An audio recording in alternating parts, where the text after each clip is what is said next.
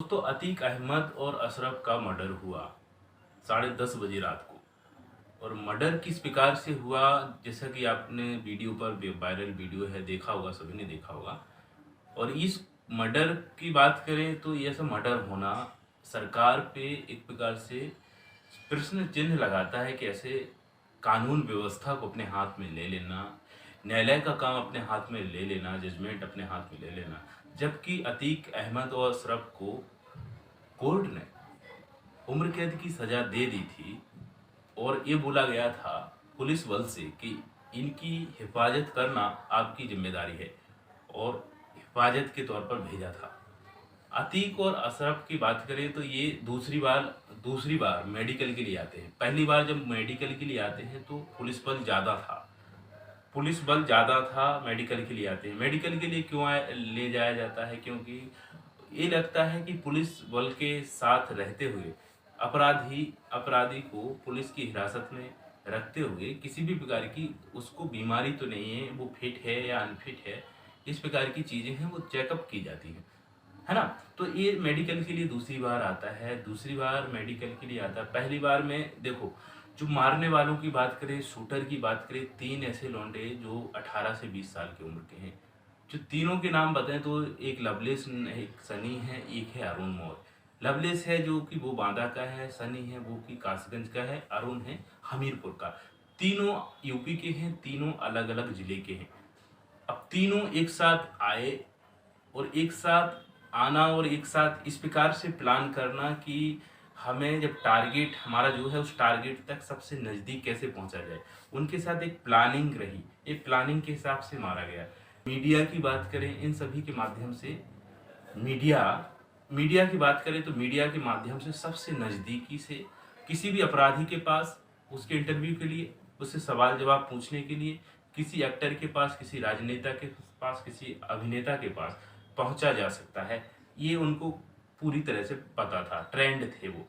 और आते हैं मीडिया कर्मी बन के, और मीडिया कर्मी बनने के लिए वो क्या सोचते हैं कि एक हमारे पास कैमरा होना चाहिए और माइक होना चाहिए। तो कैमरा एक डमी के तौर पर ये लोग ले लेते हैं। 48 घंटे तक वेट किया इन्होंने होटल में, साथ में तीनों रुके। अब अलग अलग जिलों से हैं, अलग अलग जिलों के बाद होने के बावजूद भी एक साथ वो रुके। कुछ तो इसके पीछे मास्टरमाइंड है जो ऐसा करवाया है। जिस पिस्टल से मारा गया है वो 7 से 5 लाख रुपए की, 5 से 7 लाख रुपए की पिस्टल की कीमत है, जो महंगी पिस्टल है, जो इंडिया में अलाउ ही नहीं है, वो इनके पास मिली है।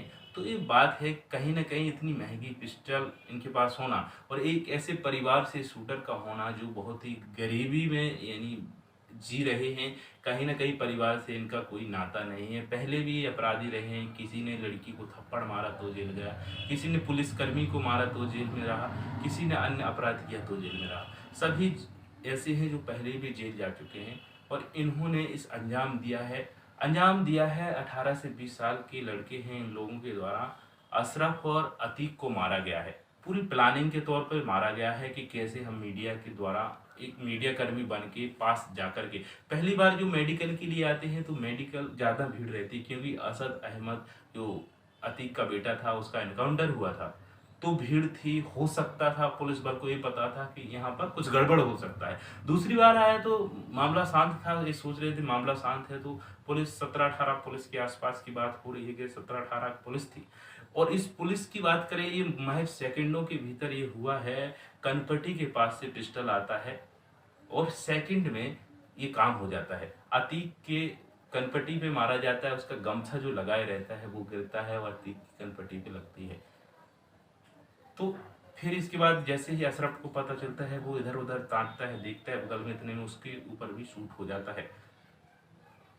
और मीडिया कर्मी ये बन के आए हैं, तो इतनी कुछ प्लानिंग होने के बावजूद ये पता करना बहुत जरूरी है कैसे इनका मर्डर हुआ है।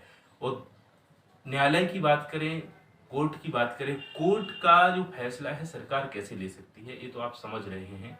और ये जो भी हुआ गलत हुआ। मानते हैं कि अतीक और अशरफ एक क्रिमिनल है, माफिया है, डॉन रहे हैं। इनके ऊपर कई केस हैं, कई मर्डर के केस हैं। राजू पाल का केस चाहे माने, चाहे उमेश पाल का माने, चाहे पार्षद का माने, चाहे अपहरण का माने, एक बिजनेसमैन का अपहरण किया, दूसरे बिजनेसमैन का अपहरण किया, बहुत सारे ऐसे केस किए इन्होंने।